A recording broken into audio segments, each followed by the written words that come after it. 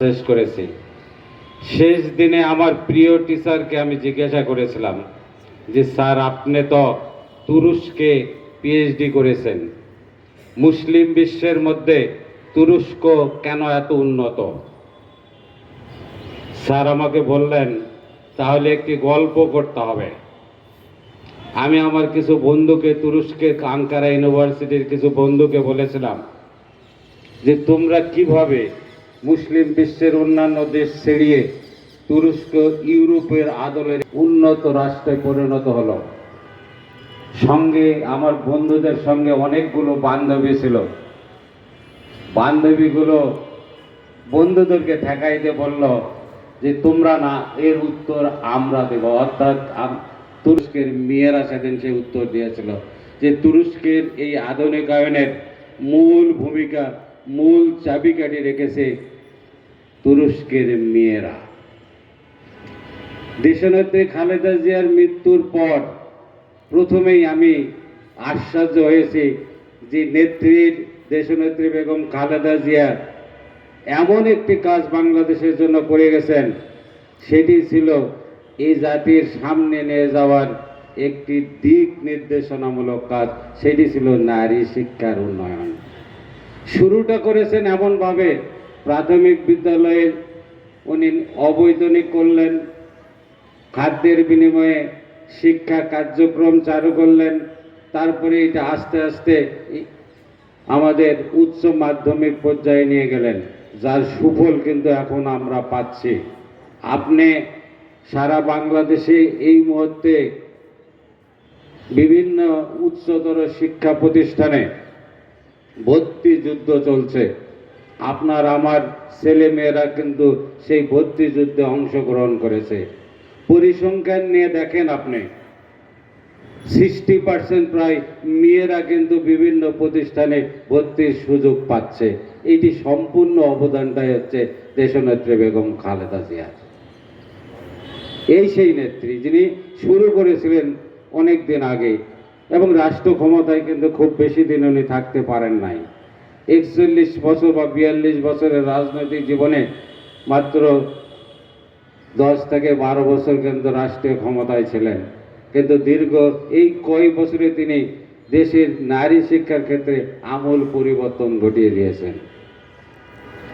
আমি দেশের বাইরে থেকে গতকাল আসছি। দেশের বাইরে থেকেই আমি আমাদের প্রিয় নেতা জনাব তারেক রহমানের বক্তব্য শুনছিলাম। যতক্ষণ পারছি কানে দিয়ে ওনার বক্তব্য শুনছিলাম। আমি অনেক ক্ষেত্রে আশ্চর্য হয়েছি। শুধুমাত্র রাজনৈতিক ক্ষেত্রে জনাব তারেক রহমানের যে মেধা, এটি না, কিন্তু আমি ধর্মীয় ক্ষেত্রে ওনার যে মেধা দেখছি, এটা আমাকে আশ্চর্য করেছে। শরিক করলে শিরক হয়। আপনাদের কিন্তু ভালো করে জানা দরকার, কারো সঙ্গে যদি শরিক করেন, আল্লাহর সঙ্গে যদি আপনি শরিক করেন, তাহলেই শিরক হয়। এই শিরক হয় কিন্তু 6টি নির্দিষ্ট কারণে। এর মধ্যে একটি হচ্ছে আল্লাহর ক্ষমতা বা আল্লাহর পাওয়ারের সঙ্গে যদি আপনি শরিক করেন, তাহলে আপনার শিরক হবে। আর শিরক করলে কি হয়? কবিরা গুনাহ হয়। আল্লাহর পাওয়ার যেগুলো জায়গাতে আছে, তার সঙ্গে আপনি শরিক করছেন। কোন জায়গায় শরিক করছেন? বেহেশত দোজখ দেওয়ার এক মালিক কে? এই মালিক আল্লাহ। কাকে দিবেন উনিই ভালো জানেন। আর আমাদের দেশে এক শ্রেণীর লোক বেরোয়েছে যারা জামাতে ইসলাম করে, বলতে তো আর দ্বিধা নাই, তারা এটি বিক্রি করছে। টিকিট মানে কি? বিক্রি করতে তারা ধরে দিচ্ছে হাতে। আল্লাহর সঙ্গে, আল্লাহর এই পাওয়ারের সঙ্গে তারা শরিক করছে।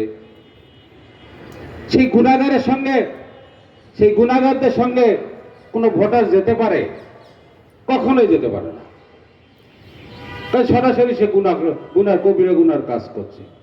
আপনার নেতৃবৃন্দ, জনগণকে কিন্তু সেই জিনিসটা বুঝাতে হবে। দেশনেত্রী বেগম খালেদা জিয়া এই দেশে শান্তি দেখতে চেয়েছেন, এদেশের স্থিতিশীলতা দেখতে চেয়েছেন।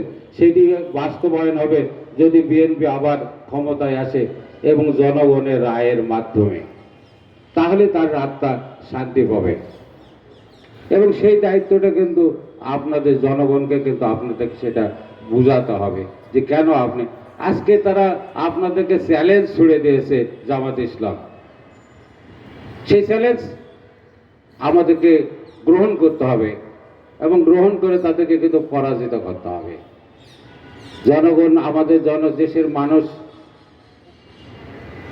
সব সময় আমাদের পাশে ছিল, বিএনপির পাশে ছিল, যার কারণে কিন্তু 18 বছর বিএনপির নেতৃবৃন্দ কিন্তু এই মাঠে এ দেশে কিন্তু টিকে থাকতে পারছে। এটি বাস্তবতা। আপনাদের সেই গল্পটা না করে আমি এই বক্তব্য শেষ করতে পারবো না। আমি আব্দুল্লাহ মাসুদ 2013 সালে যেদিন নজরুল ইসলাম খানের বিএনপি অফিসের সামনে গুলি লাগে, সেই দিন ওই সময় আমি এবং আব্দুল্লাহ মাসুদ সেখানে ছিলাম। সেদিন আমার হাতেও গুলি লেগেছিল। দৌড়ে গিয়ে এক গ্যারেজের মধ্যে ঢুকলাম। সেটি ইসলামী ব্যাংক হাসপাতালের গলির মধ্যে গেলে ভিতরে যে এত গ্যারেজ আছে এটি কিন্তু আমি আগে জানতাম না। দৌড়তে যেদিকে রাস্তা পেয়েছি সেদিকেই গেছি, গিয়ে যাই দেখি অনেক গ্যারেজ। এক গ্যারেজের মধ্যে ঢুকলাম, সেখানে গ্যারেজের যে মালিক সে দৌড়ে আসলো। আসার পরে আমার হাতটা চেপে ধরে বললো, স্যার কোনো চিন্তা করেন না। তার কাছে যে গ্রিজ ছিল, যেগুলো গ্রিজ দিয়ে আমাদের মোটর বা মোটর যানের কাজ করে, এইগুলো যে এত অ্যান্টিসেপটিক কাজ করে সেটি কিন্তু আমার জানা ছিল না।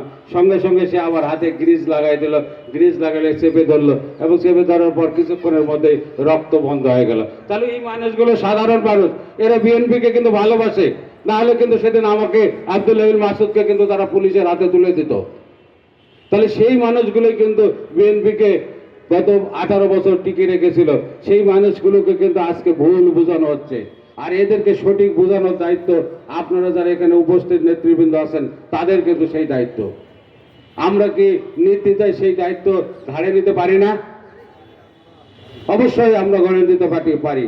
আবার কেউ কেউ চ্যালেঞ্জ ছড়াই দিচ্ছে। আমি গতকালই একটা ফেসবুক স্ট্যাটাসে দেখেছি, ঢাকা 17 আসনের একজন, যার সম্পর্কে বিএমএ অলরেডি কমপ্লেন করেছে, তিনি ভুয়া চিকিৎসক, তিনি চ্যালেঞ্জ ছেড়ে দিয়ে বলছেন যে ঢাকাতে একটি আসনও দেবেন না। তার মানে কি আসন তার হাতের নাকি? না, আসন জনগণের। ভোট দিয়ে জনগণ তার নেতা নির্বাচন করবে। তাহলে এর সাহস তারা কোথায় পাচ্ছে?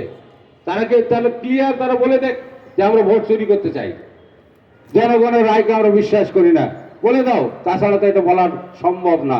তারা অতএব আপনারা নেতৃবৃন্দ আছেন, এই নেতৃবৃন্দকে আজকের থেকেই এই চ্যালেঞ্জ নিয়ে মাঠে নেমে কাজ করে আপনাদেরকে আমাদেরকে দেখাই দিতে হবে যে যেহেতু জনগণ আমার সঙ্গে বিএনপির সঙ্গে আছে, অতএব বিএনপির পক্ষে রায় নিয়ে আগামী দিনে যেন বাংলাদেশ জাতীয়তাবাদী দল রাষ্ট্র ক্ষমতায় এসে জনগণের সেবা করতে পারে। শরিয়া আইন কায়েম করতে চাই, আবার একবার বলে শরিয়া আইনই আমরা মানি না। জনগণকে আপনার কর্মসূচি দেন, আপনি কিভাবে রাষ্ট্র চালাবেন, কেমন করে 18 কোটি মানুষের ভাগ্যের উন্নয়ন করতে চান, আপনি সে কর্মসূচি জনগণকে দেন। জনগণ দেখুক, যদি আপনার কর্মসূচি ভালো হয় জনগণ আপনার রায়। বিএনপি তো কর্মসূচি অলরেডি দিয়ে দিয়েছে। তারা বলেছে আমরা ক্ষমতায় আসার পরে আমরা ফ্যামিলি কার্ড দিব।